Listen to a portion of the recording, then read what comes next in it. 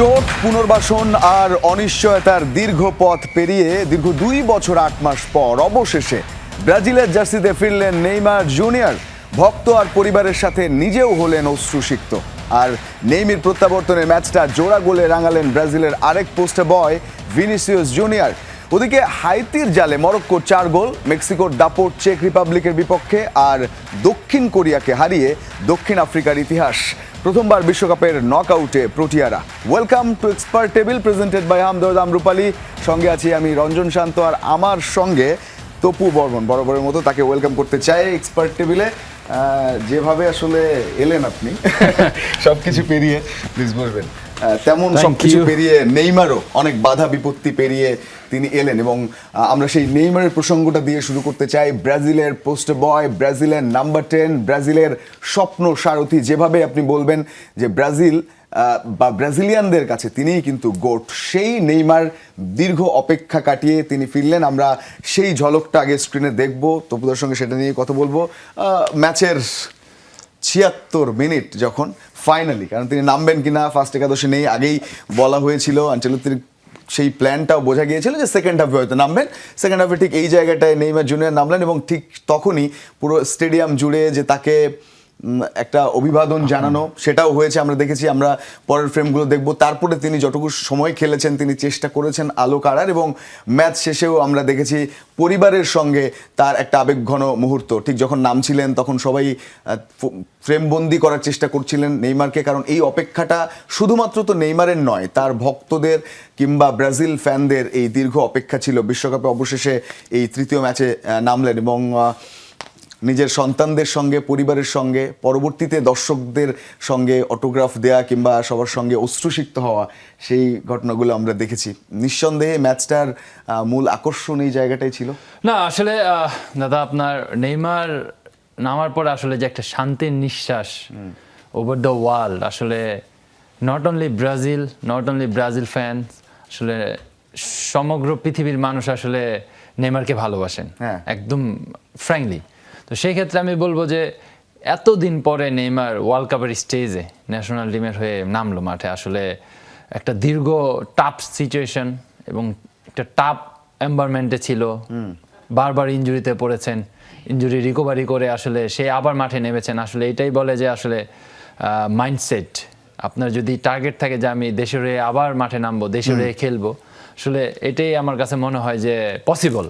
আপনি give up করে ফেললে হয়তো না পসিবল, কিন্তু নেইমারের ইম্পর্টেন্সে আসলে কতটা জরুরি ব্রাজিল টিমে, এটা কিন্তু আনচেলত্তি খুব ভালো করে জানেন। এবং আমি যদি তার খেলা সম্বন্ধে কিছু কথা বলতে চাই, আসলে যখন সে নেমেছে মাঠে ইন করার পর আপনি দেখেন যে নেইমার সর্বক্ষণ অ্যাভেলেবেল ছিল পাসগুলো নেওয়ার জন্য। যে কোনো সিচুয়েশনে সে ফ্রি পজিশনে ছিল, বিকজ অফ সে জানে আসলে তার ডিউটিটা কি, এবং তার যেই আপনার এক্সপিরিয়েন্স এবং তার যে একটা ক্যাপাবিলিটি ম্যাচকে ঘুরিয়ে দেওয়ার, সে কিন্তু সেই ক্ষেত্রে আসলে এই ধরেন 24 মিনিট সাথে এক্সট্রা টাইম, এই যে আপনার 30 মিনিটের কাছাকাছি খেলেছেন, আসলে এটাতে বোঝা যায় আসলে তার নেইমার ফুরিয়ে যান নাই। নেইমার এখনো স্টিল লাইভ এবং ব্রাজিলের টিমের কি প্লেয়ার, যেটা আপনি শুরুতে বললেন যে আসলে Neymar poster boy, not only Brazil, সমগ্র পৃথিবীর পোস্টার বয় নেইমার। একেবারে, কারণ লিওনেল মেসি কিংবা ক্রিশ্চিয়ানো রোনালদোর পরে এই নেইমারের নামটাই বলা হয়। হয়তো তার ফুল সার্ভিস দীর্ঘদিন ব্রাজিল পায়নি, তবে যেমনটা তপু বর্মন বলছিলেন যে শুধুমাত্র একজন ফুটবলার হিসেবে নয়, জীবনের একটা বড় শিক্ষা। এই ধরনের লেজেন্ড যখন দীর্ঘ বিরতির পর আবারও কামব্যাক করেন, সেটা কিন্তু প্রত্যেকের জন্য একটা শিক্ষা হয়েই থেকে যায়। তবে ব্রাজিল স্কটল্যান্ড ম্যাচের দিকে ঢুকতে হবে। আলটিমেটলি 3-0 গোলের জয়, এবং শুরুতে স্কটল্যান্ডের যে ডিফেন্ডার তার ভুলে বা দুর্বল ব্যাকপাসের সুযোগ নিয়ে গোলের খাতাটা ভিনি খোলেন, পরবর্তী হেডে তিনি আবার গোল করেন এবং কুনিয়া পরবর্তীতে গোল করেছেন। তো আমরা একে একটু দেখবো। তার আগে যদি আমরা একটু স্ট্যাট দেখে নিই এই ম্যাচটায় যা কিছু ঘটেছে, কারণ স্কটিশরা ফার্স্ট হাফে যেরকম খেলছিল নট কনভিন্সিং, আসলে পরবর্তীতে তারা ভালো খেলেছে। তো ওভারঅল স্ট্যাটেও আমরা দেখবো যে হয়তো সমানে সমান অনেকটা হয়েছে। তার আগে ভিনির স্ট্যাটটা আমরা দেখছি যে এখানে player of the match Vinicius junior, স্কটল্যান্ডের বিপক্ষে 55 টাচেস, 2 গোল, 3.12 এক্সপেক্টেড গোল সেখানে তিনি তৈরি করেছিলেন। তার হ্যাটট্রিকটা মিস হয়ে গেছে, আমরা সেই প্রসঙ্গেও যাব।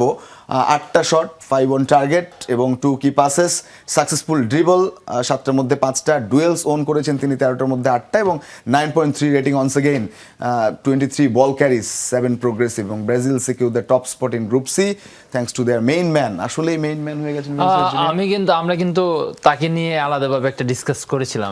এখন আপনার বিনিকে কিন্তু সেই লেভেলে ধরতে হবে, যেটা কিনা আমি বলেছি গতকালকে, যে আসলে বিনির ওয়ার্ল্ড কাপ স্টেজে যেটা আমরা আসলে মিসিং ছিল তার ক্ষেত্রে, কিন্তু সে এখন তার জায়গাটাকে আরো পরিপুক্তভাবে গড়ে নিতে পারবে, যেটা কিনা সে অলরেডি শো করেছে। 3 ম্যাচে 4টি গোল করেছেন এবং ওয়ান অফ দ্য কি প্লেয়ার, আমার মনে হয় একজন কি প্লেয়ার, যে কিনা আসলে ব্রাজিল টিমের যে স্ট্রেংথটা ধরে রেখেছেন। আমি বলবো যে আসলে তার এই মানে কনফিডেন্স এবং তার যে পারফরমেন্স, এটাকে আমার কাছে মনে হয় ব্রাজিলকে অনেক দূর ক্যারি করতে পারবে সে অ্যালোন। তার সাথে আমার মনে হয় যে গতকালকে যদি পুরো টিমের আলাপ করতে বলেন, আমি বলবো যে দে ডিড ব্রাজিল, যে লাইক ব্রাজিল ফুটবল খেলে সেটা তারা করেছেন। আসলে আমি আপনাকে বলেছিলাম, আপনি আমাকে বলেছিলেন যে day by day they come back more stronger. আসলে তারা যেভাবে ডমিনেট করে খেলেছেন, আসলে এইটাই ব্রাজিল।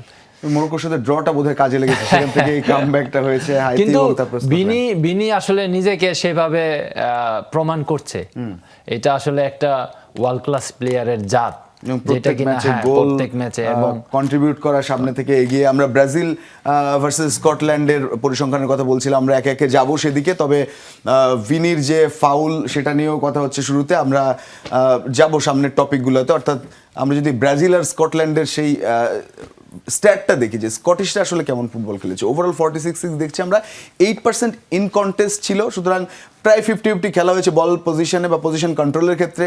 অ্যাটেম্পটস অ্যাট গোল, সেখানে স্কটিশরা 13, ব্রাজিল 21, অন টার্গেটে 5-8, সুতরাং একেবারেই যে খারাপ ছিল তাদের নয়। এলিসন বেকার এখানে একটা বড় ভূমিকা পালন করেছে এবং এক্সপেক্টেড গোল 3.41। আমরা কর্নার্স দেখছি 7টা পেয়েছে এবং পাসেস কমপ্লিটেড 463 স্কটল্যান্ড, 557 ব্রাজিল এবং বল রিকভারি টাইমও কাছাকাছি 15-16 সেকেন্ড। তো স্কটিশটা আসলে কোথায় পেরে উঠলো না ব্রাজিলিয়ান ফুটবলের? গোল, যেটা কিনা তাদেরকে পিছিয়ে রেখেছে কালকের ম্যাচে। আসলে স্পেশালি সেকেন্ড হাফে তারা ভালো করেছেন, ভালো খেলেছেন, তারা ভালোভাবে কামব্যাক করেছে, কিন্তু অ্যালিসনের কাছে তারা পেরে ওঠে নাই। আপনি যদি এরকম লেভেলের গোলকিপার পান আপনার টিমে, আসলে আপনার দলকে যে কোনো সিচুয়েশন থেকে লাইভ দিতে পারবে, সেটাই কিন্তু কালকে সে করেছেন।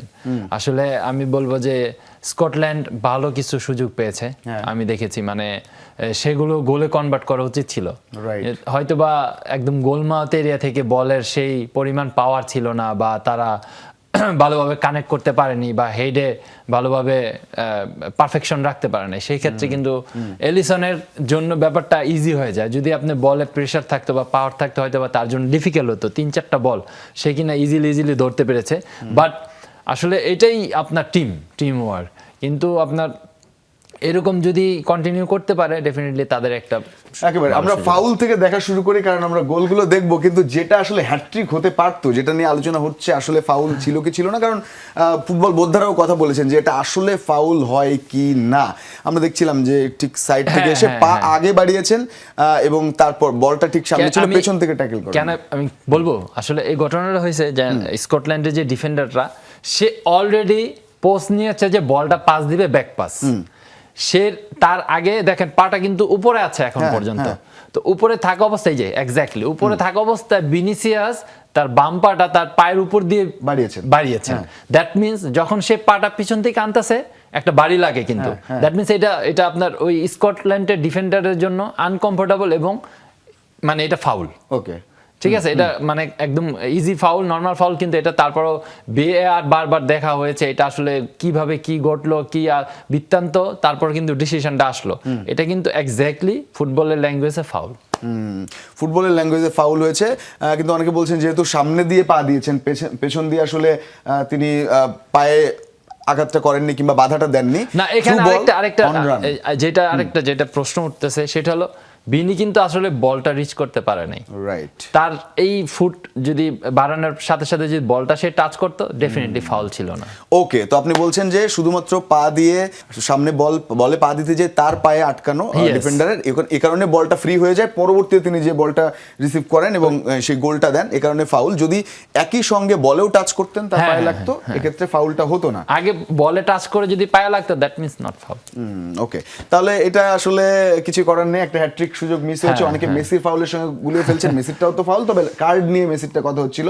যাই হোক, তবে এটা ফাউল ছিল তবু বর্মন বলছেন। আমরা একটু গোলগুলো যদি দেখি আসলে ভিনির এর পরে যেগুলো হচ্ছে, আমরা ভিনির গোলটা যদি দেখি, ঠিক প্রথম ফ্রেম এটা তার প্রথম গোলের, ঠিক তিনি এখানে দাঁড়িয়ে আছেন এবং রায়ান তিনি সামনে বাড়ালেন। আমরা পরের ফ্রেমটাও দেখব এবং ডিফেন্ডারের আসলে ভুলটা করেছে। আসলে রায়ানের থেকে আমি বলবো যে স্কটল্যান্ডের ডিফেন্ডারের বেশি ক্রেডিট দিতে হবে। আফটার দ্য গোল তাদের ক্যাপ্টেন রবসন সে কিন্তু বলতেছিল যে বলটা তুমি ক্লিয়ার করে দাও, বলটা তুমি উপরে মেরে দাও। আসলে ওর টাচটা, ফার্স্ট টাচ আসলে স্কটল্যান্ডের ডিফেন্ডারের ভালো হয়নি, এর জন্য রায়ান তাকে ক্লোজ ডাউন করতে পারে, একটা সময় পেয়েছে। সেই ক্ষেত্রে বলটা সে মিডফিল্ডকে দিতে চেয়েছে, কিন্তু দেওয়ার আগে রায়ানের পায়ে বলটা লেগে আসে, এরপরে যেটা হওয়ার সেটা হয়। ভিনি পরবর্তীতে কিপারকে টপকে একটা জাস্ট ছোট্ট ড্রিবল করে তিনি গোল দিয়ে দিয়েছেন। আমরা পরের ভিনির গোল নাম্বার 2 যদি দেখি, সেখানেও একটা দারুণ ব্যাপার হেড ছিল, বাড়ানো হয়েছে প্রান্ত থেকে, হেডের পজিশনে ছিলেন। পরের ছবিটাতে তিনি হেডে, না এটা ভিনিসিয়াসের ক্রেডিট। ও মাই গড, আপনি ওর পজিশনটা, ফার্স্ট পিকচারটা যদি আবার আনতে পারেন, প্রথম ছবিটা আবার দেখবো। এই যে দেখেন ওর পজিশনটা দেখছেন, ও ডিফেন্ডারকে সামনের দিকে মুভ করেছে, ডিফেন্ডার ওর সাথে ছিল, কিন্তু সে সেখান থেকে পরবর্তী যে পিকচারটা দেখাইলেন, সামনে থেকে পিছনে আসছে, ডিফেন্ডার একদম পুরো বুকা বেনে গেছে, দেখেন আপনি পুরো ফ্রি হয়ে গেছে। এটা হলো আসলে একটা মানে ক্লাস প্লেয়ারের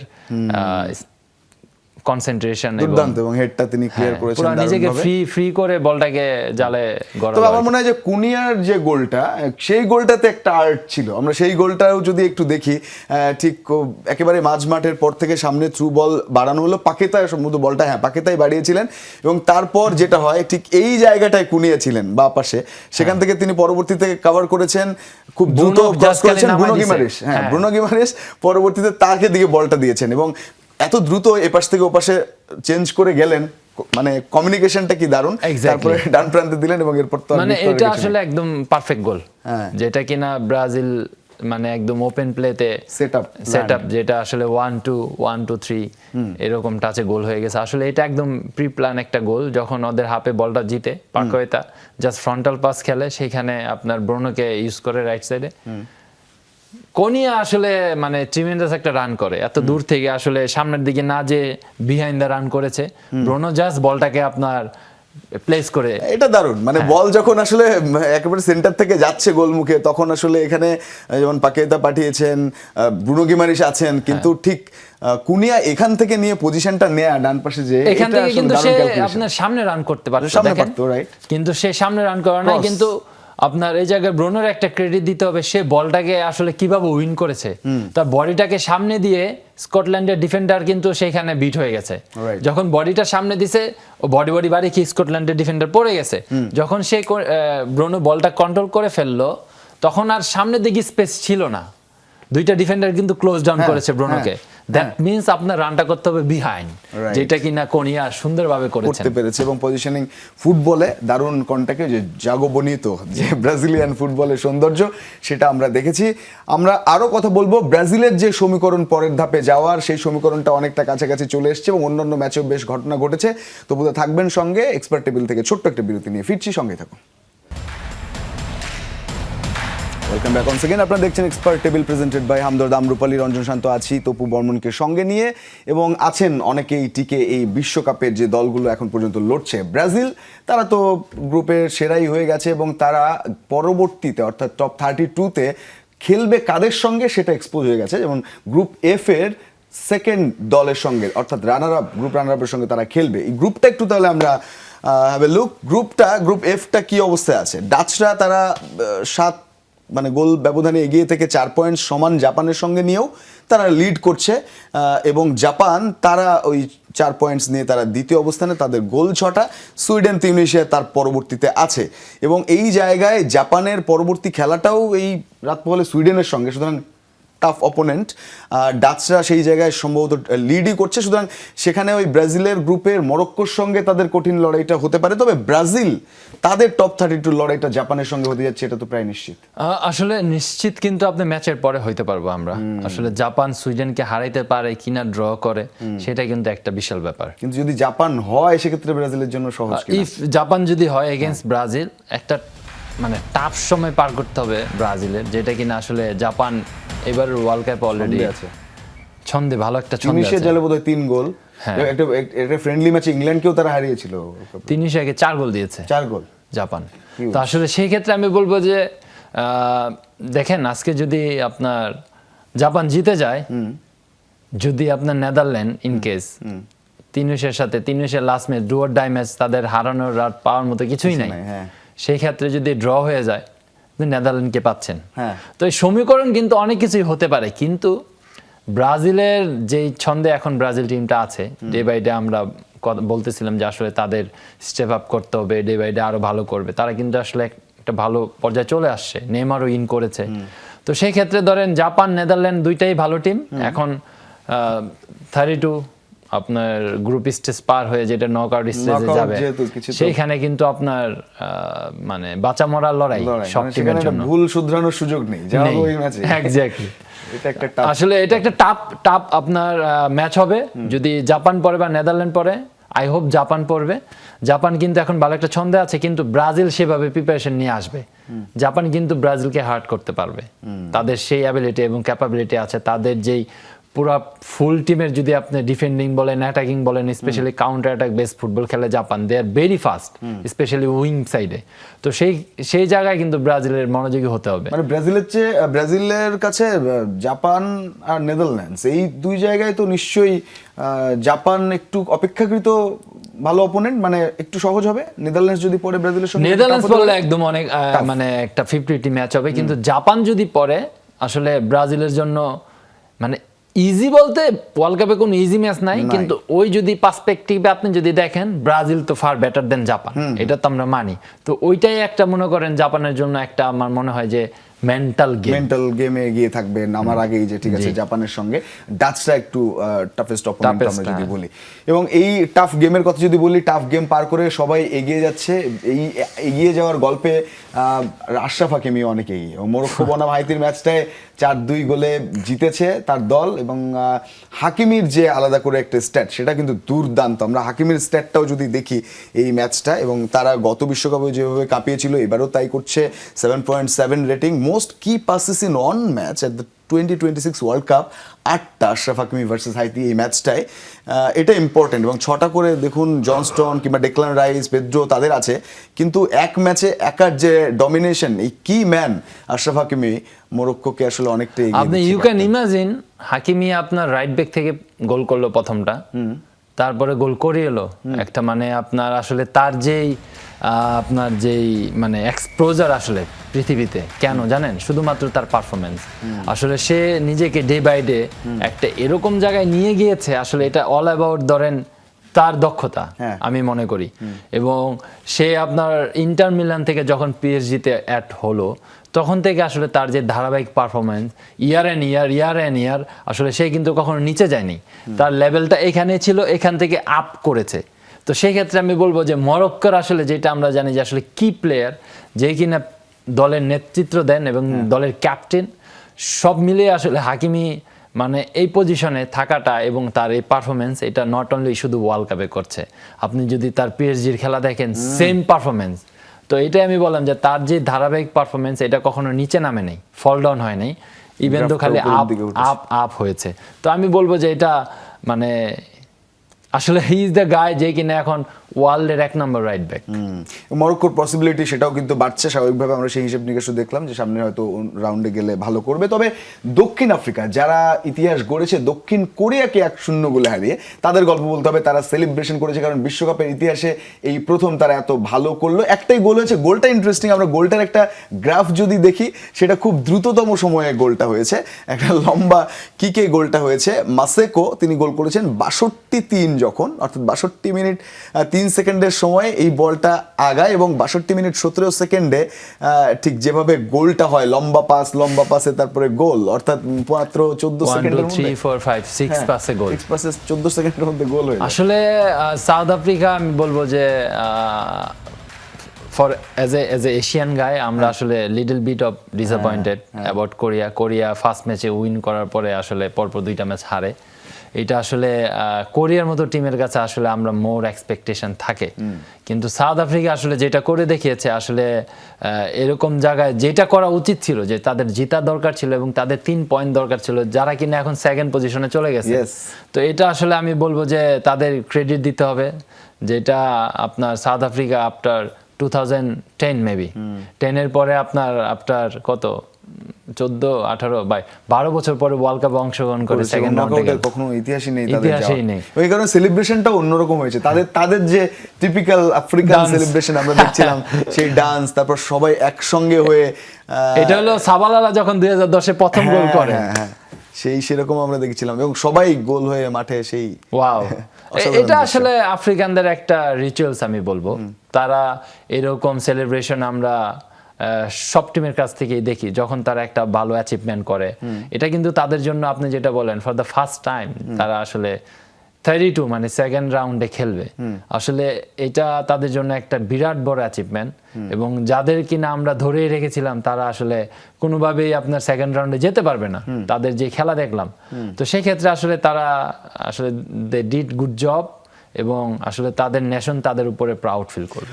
congratulations to them south Africa. এবং আরেকটা ম্যাচ হয়েছে যেখানে মেক্সিকো বা চেক রিপাবলিককে 3-0 গোলে হারিয়ে দিয়েছে।